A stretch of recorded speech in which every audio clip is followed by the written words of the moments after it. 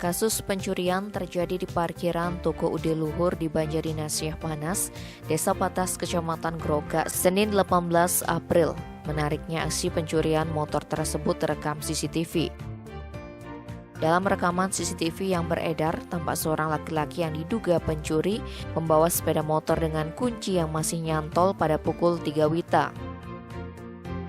Belakangan diketahui pemilik sepeda motor Honda Beat tersebut adalah warga setempat bernama Ketut Puja.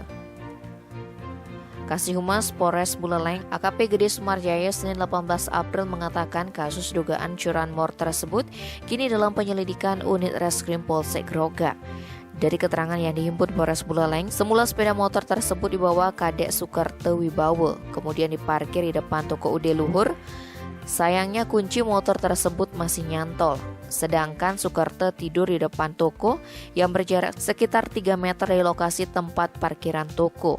Saat terbangun sekitar pukul 3:30 WITA, Sukarto mendapati motornya sudah tidak ada di tempat. Kejadian itu lantas diceritakan kepada orang tua Puja Astawa yang kemudian melaporkan ke Polsek Groga. Saat ini polisi masih melakukan penyelidikan terhadap terduga pelaku curanmor yang terekam dalam kamera pengawas. Tim Bali Express melaporkan.